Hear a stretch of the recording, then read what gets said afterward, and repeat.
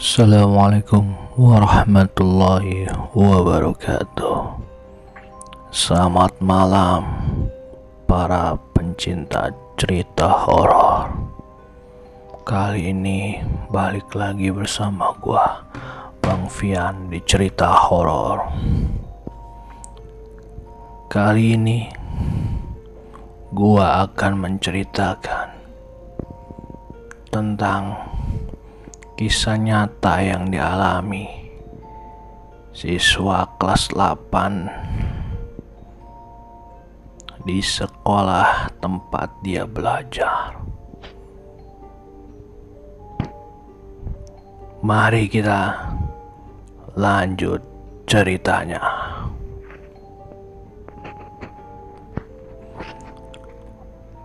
Perkenalkan, namaku Bella,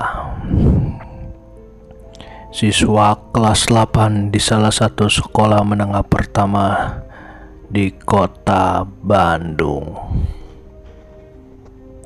Aku ingin bercerita mengenai sebuah pengalaman yang pernah kualami dan kulihat sendiri di sekolah tempatku belajar. Hampir 2 tahun lamanya aku sekolah di SMP tersebut, namun belum pernah berada di sana pada malam hari, kecuali saat mengikuti kegiatan kemah pramuka waktu kelas 7 dulu.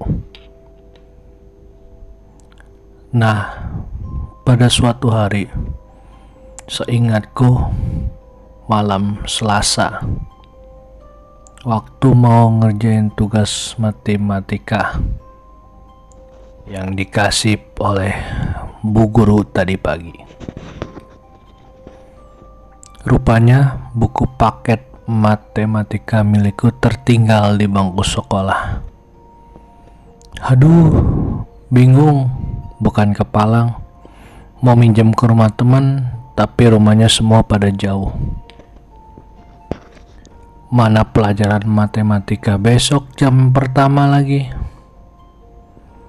Aku coba ke kamar Kak Adi dan memintanya untuk mengantarku ke rumah teman untuk meminjam buku pelajaran. Namun karena dia juga lagi ngerjain tugas kuliah, maka dia menolak dengan alasan macam-macam. Aku lantas mencoba merengek ke ibu biar nyuruh Kak Adi nganterin aku. Akhirnya mau gak mau Kak Adi nganterin juga deh. Maklum, yang memberi perintah ibuku. Mana berani dia menolak. Singkat cerita, karena rumah temanku Wati berada lebih jauh dari sekolah, Kak Adi memintaku untuk mengambil buku yang tertinggal di laci bangku sekolah saja. Ya udah deh, daripada nggak ada yang nganterin. Lagi pula malam itu jam sudah menunjukkan pukul 8 lebih. Setibanya di sekolah, suasana memang sangat sepi dan menyeramkan. Maklumlah, gedung ini cuma dipakai buat kegiatan belajar di siang hari saja. Terlebih lampu penerangan yang nyala hanya di pojok sekolah saja, yang dekat dengan rumah penjaga kebun, yakni Pak Mulyono.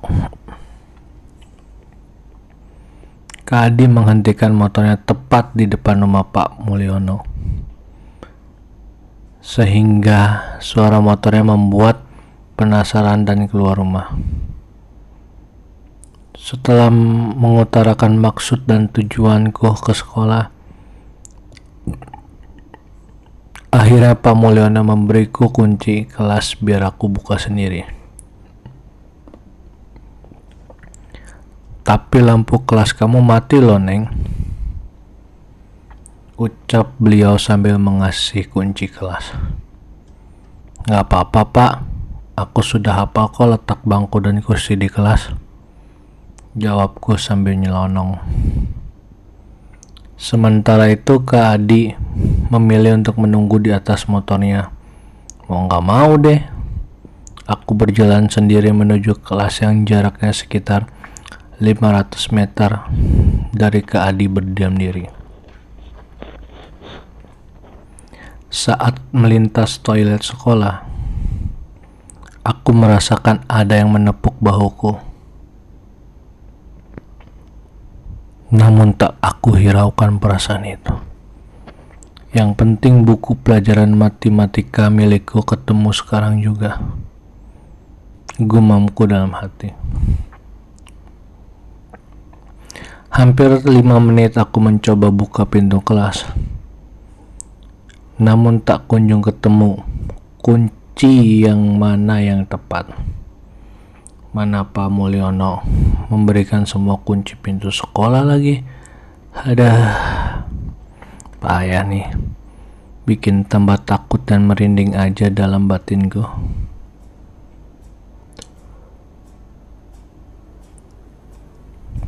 Akhirnya setelah pintu kelas terbuka, aku segera menuju tempat duduk dan memeriksa laci bangku tempat dudukku. Alhamdulillah, akhirnya ketemu juga. Setelah itu aku segera berdiri dan ingin keluar. Tiba-tiba, saat aku berjalan menuju arah pintu, sosok berbaju merah muncul di bangku paling ujung sebelah pintu. Histeris dan teriak tak karuan aku lakukan karena refleks saking takutnya. Sosok kuntilanak merah dengan rambut panjang menutupi sebagian mukanya, serta darah di bagian wajahnya menambah teriakku makin menjadi. Badanku gemetar, gak bisa jalan meskipun sudah berusaha sekuat tenaga untuk berlari. Namun semua itu sia-sia. Hampir saja aku pingsan karena melihat penampakan kuntil anak merah itu. Untungnya Pak Mulyono dan Kak Adi segera berlari begitu mendengar teriakanku. Misterius, Kak dan Pak Mulyono sama sekali gak melihat ada sosok wanita di samping pintu. Sementara aku terus menutupi mukaku dengan tangan. Ya ampun, saat ku coba melihat lagi ternyata sosok itu masih ada. Teriak kembali keluar dari mulutku sambil memeluk Kak Adi. Pelan-pelan Kak Adi menuntunku keluar kelas menuju motor. Setelah menenangkanku, Kak Adi kemudian berpamitan pada Pak Mulyono dan segera pulang ke rumah. Sesampainya di dalam rumah, badanku masih terasa gemetar, panas dingin, seluruh bulu kuduku merinding. Tak karuan mengingat kejadian yang barusan aku alami. Entah kenapa Kak Adi dan Pak Mulyono tidak melihat sosok kuntil anak merah tersebut. Padahal sosok itu jelas-jelas ada di samping pintu kelasku. Entahlah, semua membuatku bingung. Padahal aku melihat sendiri sosok kuntilanak berbaju merah tersebut sedang melihat diriku. Sedang melihat diriku, kuntilanak merah tersebut. Entahlah guys,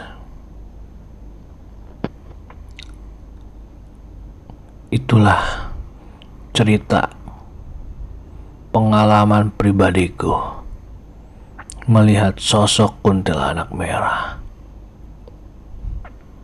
Cukup sekian cerita pengalaman pribadiku. Terima kasih. Oke, para sahabat cerita horor, baru saja saya menceritakan kisah nyata yang dialami oleh seorang gadis yang bernama Bella.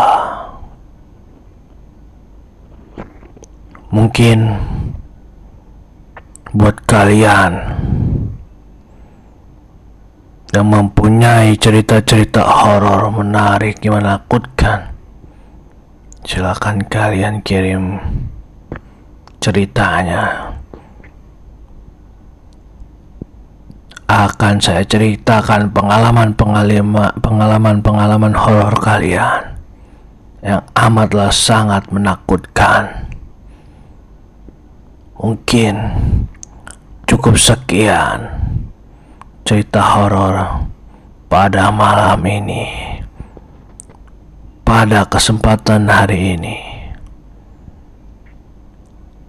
Untuk kalian, bantu channel ini agar semakin berkembang dan memberikan cerita-cerita horor yang sangat menakutkan untuk kalian dengarkan.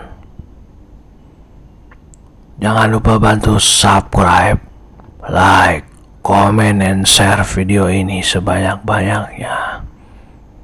Jangan biarkan rasa takut menghantui kalian.